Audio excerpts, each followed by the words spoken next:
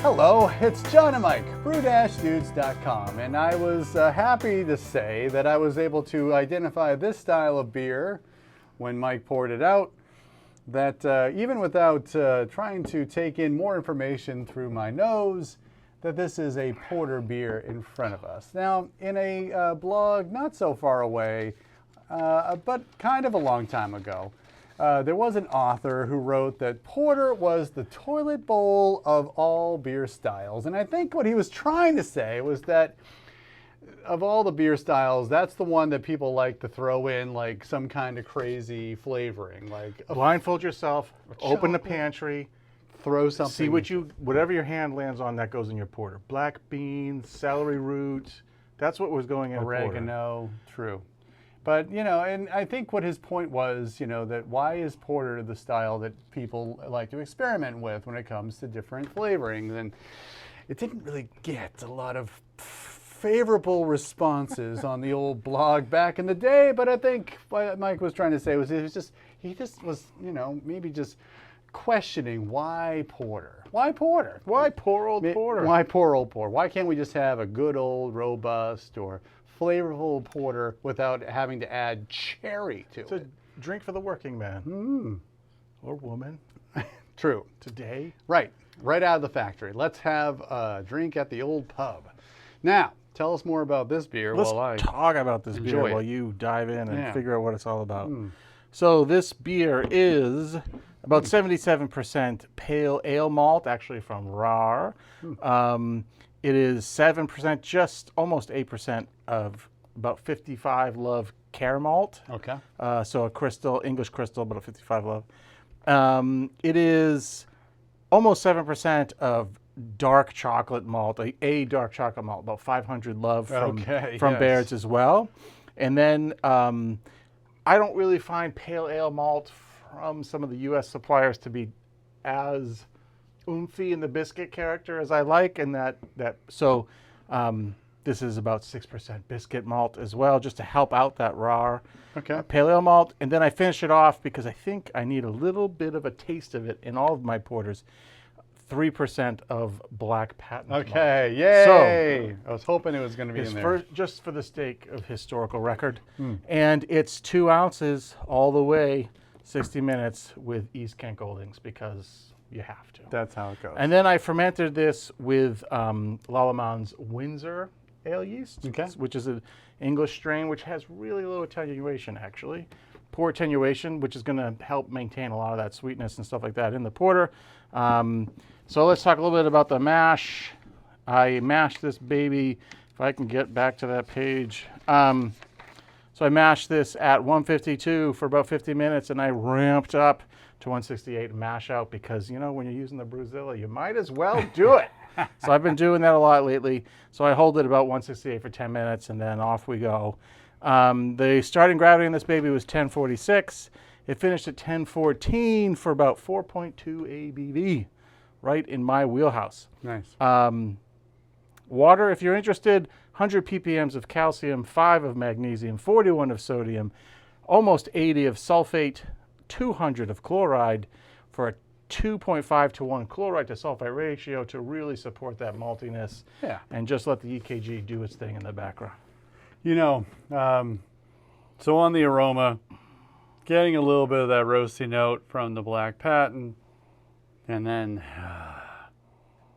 some of that caramel is coming through too.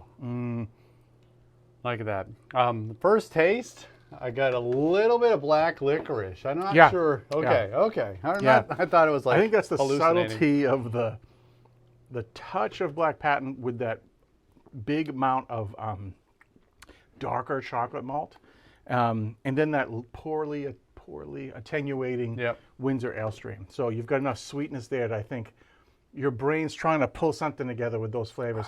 I don't get a lot of like, maybe I get a little bit of instant coffee way on the background. On the background, right? A little bit of like a weak cappuccino way back there.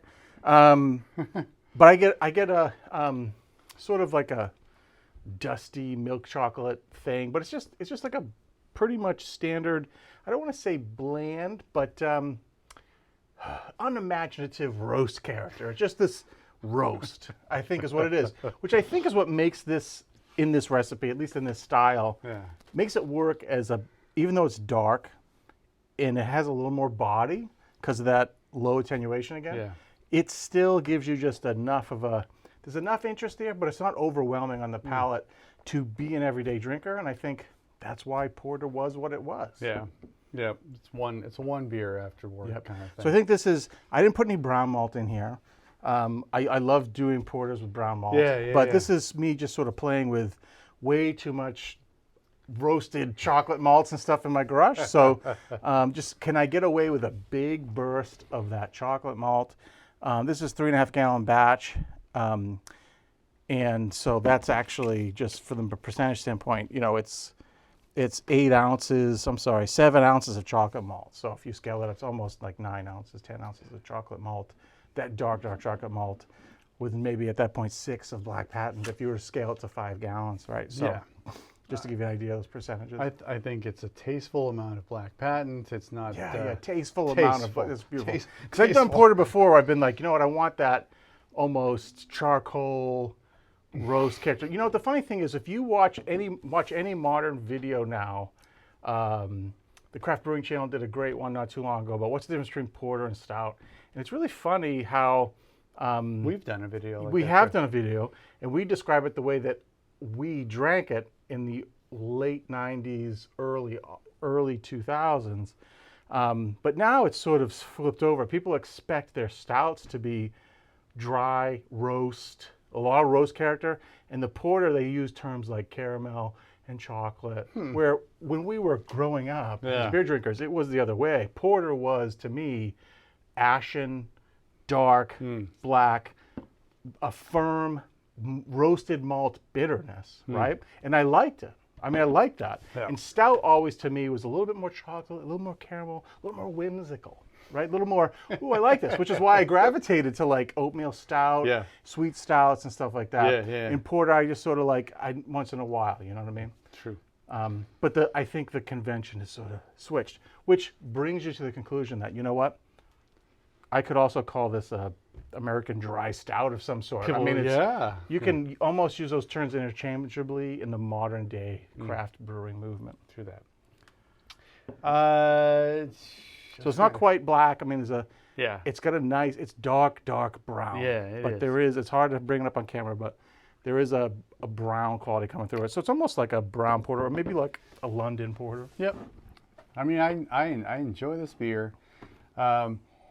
Just trying to think if there was any other point I wanted to bring up with this, but certainly can have one of these and be very happy. That's for sure. And a 4.2%, man. Oh, yes. The question I had for you was how young is this beer? This beer is a little green, needs a little more conditioning time, just waiting in the keg. that was my thing. Like, I think mellow out that. I think there's a little bit of that. To me, I always get like this acidic, estery, it's hard to describe, roast note on beers like this that are too young and still have a little bit of yeast in suspension, right? This needs another week at cold temperatures just to get more yeast to fall out. And I think it would taste a little cleaner. It's going to mellow a bit. It would taste a little cleaner. I agree. But I think all the elements are there, and I can see how this will mature.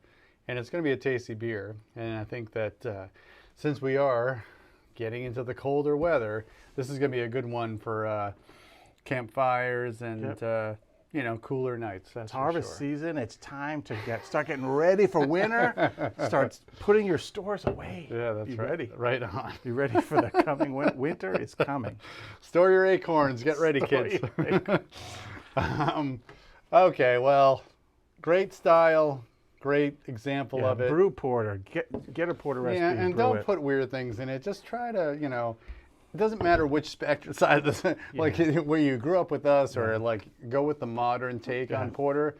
I think it's a great style. I love the color, and it's a great great drinker. And it, you know, it doesn't have to be super strong. It can be super tasty, and you know, if you can balance that roastiness with a little bit of, you know, the strong acrid of the black patent. Again, a tasteful amount goes a long way.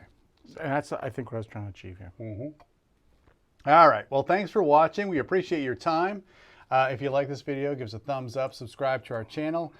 We are These Brew Dudes, and we try to do this kind of thing every single week. For John and Mike, brew-dudes.com. Brew on. Cheers.